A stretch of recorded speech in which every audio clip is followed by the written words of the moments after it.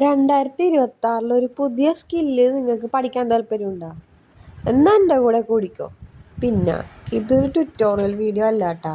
ഞാൻ ഇതിനു മുമ്പ് ഒരു ട്യൂട്ടോറിയൽ ഇട്ടിട്ടുണ്ടായിരുന്നു, ഡീറ്റെയിൽഡ് ആയിട്ട് ഒരു തേങ്ങാമുര എങ്ങനെ വരക്കണമെന്ന് പറഞ്ഞിട്ട്. അതാരും കണ്ടിട്ടൊന്നുമില്ല.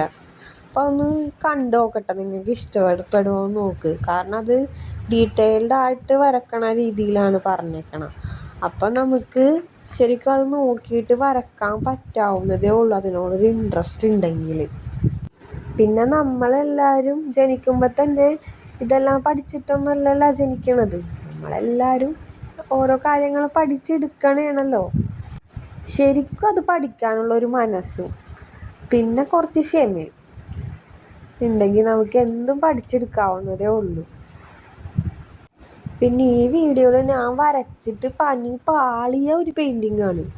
അപ്പോൾ ഞാനത് വരച്ചപ്പോൾ തെറ്റി പോയി. പിന്നെയാണത് എൻ്റെ മനസ്സിലുള്ള പോലെയൊക്കെ ശരിയാക്കാനായിട്ട് ഞാൻ ശ്രമിച്ച്. അതുപോലെയൊക്കെ ഏകദേശമൊക്കെ ആയിട്ടുണ്ട്. ഇതെന്ന് പറഞ്ഞാൽ ശരിക്കും എൻ്റെ മനസ്സിൽ നിന്ന് തോന്നി ഞാൻ വരച്ച പിക്കാണ്. ഇത് ആദ്യം വരച്ചോണ്ടിരുന്നപ്പോൾ ശരിയാകുന്നേ ഇല്ല.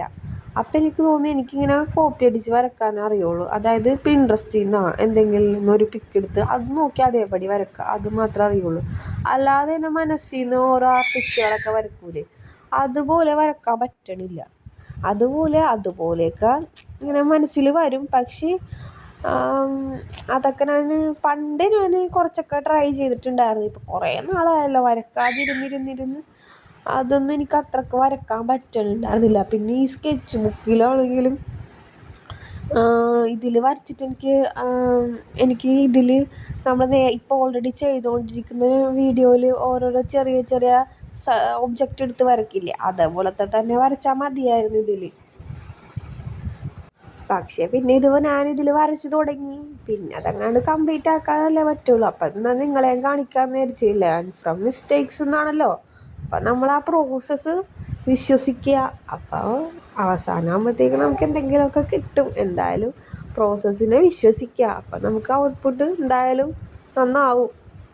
ചിലർക്ക് ഇത് ഇൻട്രസ്റ്റ് ഉണ്ടാവും, പക്ഷെ സമയം ഉണ്ടാവില്ല, അല്ലെങ്കിൽ സമയം അവർ കണ്ടെത്തുന്നുണ്ടാവില്ല. അപ്പം എനിക്ക് പറയാനുള്ളത്, നമുക്ക് ഇഷ്ടമുള്ള കാര്യത്തിന് നമ്മൾ എന്തായാലും സമയം കണ്ടെത്തണം കേട്ടോ. ബിക്കോസ് ട്രസ്റ്റ് മീ, അത് ശരിക്കും നമ്മുടെ ഒരു സ്ട്രെസ് റിലീഫായിട്ടുള്ളൊരു കാര്യമായിരിക്കും. ബിക്കോസ് ഞാനും ഇതേപോലെ തന്നെ സമയമില്ല, കൊച്ചിനെ നോക്കണം, വീട്ടിലത്തെ കാര്യങ്ങൾ നോക്കണമെന്നും പറഞ്ഞ് ഇതൊക്കെ മാറ്റി വെച്ചേക്കണായിരുന്നു. പക്ഷെ ഇതിനു വേണ്ടി സമയം കണ്ടെത്തിയപ്പോൾ നമുക്കിതിൽ നിന്ന് കിട്ടുന്ന ആ ഒരു മനസ്സിന് കിട്ടുന്ന സന്തോഷം അത് വേറെ ലെവലാണ്. ഞാനീ പറയാൻ എല്ലാവർക്കും റിലേറ്റ് ചെയ്യാൻ പറ്റുമെന്ന് എനിക്കറിയില്ല. പക്ഷെ ഞാൻ വേറെ എന്നെപ്പോലെ വരക്കണ ഒരുപാട് പേരുടെ വീഡിയോ ഒക്കെ ഉണ്ടാവുമല്ലോ, അങ്ങനെയുള്ളവരുടെ വീഡിയോ കാണുമായിരുന്നു ഞാൻ യൂട്യൂബൊക്കെ കാണാൻ തുടങ്ങിയ കാലഘട്ടം മുതൽ. അപ്പം അങ്ങനെയൊക്കെയാണ് ഞാനും പഠിച്ചെടുത്തത്. അപ്പം നമുക്കിതൊരു ഹോബി ആക്കിയിട്ടുണ്ടെങ്കിൽ കുറേ ഗുണങ്ങളുണ്ട്. അപ്പോൾ ഒന്നാമത്തെ ഞാൻ നേരത്തെ പറഞ്ഞില്ലേ, ഇത് നമ്മുടെ സ്ട്രെസ്സും ആൻസൈറ്റിയൊക്കെ കുറയ്ക്കും എന്നുള്ളത് തന്നെയാണ്. ബിക്കോസ് ആ പ്രോസസ്സിലൂടെ പോകുമ്പോൾ നമ്മുടെ മൈൻഡിൽ ആ ഒരു പിക്ചറിനെ പറ്റിയിട്ടുള്ളത് മൈൻഡേ ഉണ്ടാവുള്ളൂ. പിന്നെ രണ്ടാമത്തേത് പറയുന്നത് നമ്മളിത് ചെയ്തുകൊണ്ടിരിക്കുമ്പോൾ നേരത്തേനായിട്ട് കണക്ട് ചെയ്ത് തന്നെയാണ്. അതായത് നമുക്ക് ആ മൂഡ് മാറിക്കിട്ടും. നമുക്കൊരു നല്ലൊരു പ്ലസൻറ്റ് മൂഡിലേക്ക് നമ്മൾ മാറും വരച്ചുകൊണ്ടിരിക്കുമ്പോൾ. പിന്നെ അടുത്തതെന്ന് പറയുന്നത് നല്ല ക്രിയേറ്റീവായിട്ടുള്ള ആർട്ടിസ്റ്റുകളുണ്ടല്ലോ, മനസ്സിൽ നിന്ന് പടുത്ത് പഴം വരയ്ക്കുന്നവർ. നല്ലൊരു സീനറി, നമ്മളിപ്പോൾ സ്കൂളിലൊക്കെ നമുക്ക് കോമ്പറ്റീഷനിലൊക്കെ പോകുമ്പോൾ നമുക്കൊരു തീം വരും, അതനുസരിച്ച് നമ്മുടെ മനസ്സിൽ നിന്ന് എടുത്ത് വരക്കണം എന്ന് പറയും. അതുപോലെയൊക്കെ നല്ല വരക്കാൻ പറ്റുന്നവരുടെയൊക്കെ ആ ഒരു സ്കില്ല് ഡെവലപ്മെൻ്റ് ആകും. അപ്പോൾ അടുത്തതെന്ന് പറയുന്നത് നമ്മുടെ ആ ഒരു ക്രിയേറ്റിവിറ്റി ആൻഡ് ഇമാജിനേഷൻ അത് എൻഹാൻസ് ചെയ്യുന്നുള്ളതാണ് കേട്ടോ. ഇനി നാലാമത്തേതെന്ന് പറയുന്നത്, നമ്മൾ ഒരു കാര്യം ഇപ്പോൾ വരച്ചുകൊണ്ടിരിക്കുമ്പോൾ നമ്മുടെ ഫോക്കസ് അതിലായിരിക്കുമല്ലോ. അതുകൊണ്ട് തന്നെ നമുക്ക് നല്ല കോൺസെൻട്രേഷൻ കിട്ടും. നമുക്കത് കോൺസെൻട്രേഷനൊക്കെ വർദ്ധിക്കാനായിട്ട് ഇത് നല്ലൊരു ഹോബി തന്നെയാണ്. പിന്നെ ക്ഷമയില്ലാത്തവർക്ക് പറ്റിയ പണിയല്ല കേട്ടോ ഇത്. ക്ഷമ എന്തായാലും വേണം.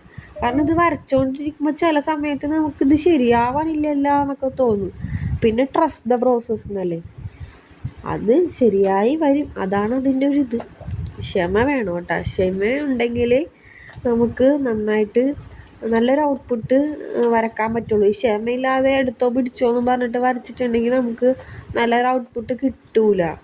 അപ്പം ഇപ്പോൾ നല്ല സമയം എടുത്തിട്ടാണെങ്കിലും ഇപ്പോൾ ഒരു ദിവസം നമുക്ക് ഒരു പെയിൻറ്റിങ് ഇപ്പോൾ ഒരു ദിവസം കൊണ്ട് കംപ്ലീറ്റ് ചെയ്യാൻ പറ്റില്ല. ഒരു ദിവസം കൊണ്ട് കംപ്ലീറ്റ് ചെയ്യുന്നവരും ഉണ്ടാകും, ഒരുപാട് ദിവസങ്ങളെടുത്ത് കംപ്ലീറ്റ് ചെയ്യുന്നവരും ഉണ്ടാകും. അപ്പോൾ ആ ഒരു പെർഫെക്ഷൻ നമുക്ക് വരുന്നത് നമ്മൾ എത്രയും സമയം എടുത്ത് എത്രയും ഡീറ്റെയിൽഡ് ആയിട്ട് വരക്കുന്നു അത്രയും നമുക്ക് പെർഫെക്റ്റ് ആയിട്ട് കിട്ടും. നമുക്ക് അത്രയും ഒരു സാറ്റിസ്ഫാക്ഷനും കിട്ടും അതിൻ്റെ ഔട്ട്പുട്ട് കാണുമ്പോൾ.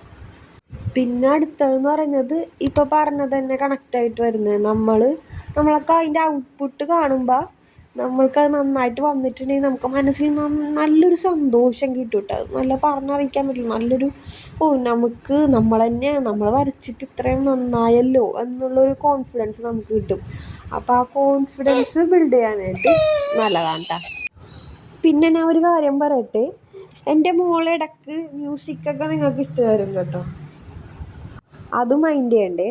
പിന്നെ അടുത്തതെന്ന് പറയുന്നത് വലിയ വലിയ ആർട്ടിസ്റ്റുകളൊക്കെ ഇപ്പോൾ സോഷ്യലായിട്ട് കറൻറ്റ് അഫയേഴ്സിനൊക്കെ പറ്റിയിട്ട് അവർ അതിനെപ്പറ്റി റിലേറ്റഡ് ആയിട്ടുള്ള പിക്ചേഴ്സൊക്കെ വരച്ചിട്ട് ഇടുമല്ലോ.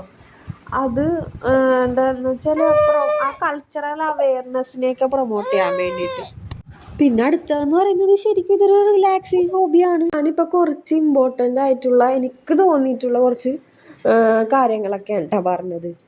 ഇതിലും കുറച്ച് കൂടുതൽ കാര്യങ്ങളൊക്കെ നിങ്ങൾക്ക് അറിയാമായിരിക്കും. അപ്പം നിങ്ങളത് കമൻറ്റിലിട്ട് പറയാം കേട്ടോ. പിന്നെ നിങ്ങൾക്ക് സ്ക്രീൻ ടൈം കുറക്കണം എന്നുള്ള ആൾക്കാർക്കൊക്കെ ഏതെങ്കിലും ഹോബിയിൽ വരുന്നത് നല്ലതായിരിക്കും. പിന്നെ ഇമോഷണൽ ഹീലിങ്ങിനും വളരെ നല്ലൊരു ഹോബിയാണ് ഇത്.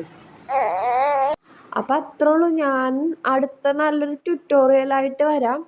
അപ്പോൾ എല്ലാവരും ഈ വീഡിയോ കണ്ടിഷ്ടപ്പെട്ടിട്ടുണ്ടെങ്കിൽ എന്നെ സപ്പോർട്ട് ചെയ്യണം കേട്ടോ. സബ്സ്ക്രൈബ് ചെയ്യുക, ലൈക്ക് ചെയ്യുക, വരക്കാൻ ഇഷ്ടപ്പെടുന്നവർക്കൊക്കെ വീഡിയോ ഒന്ന് ഷെയർ ചെയ്തും കൂടി കൊടുക്കുക കേട്ടോ.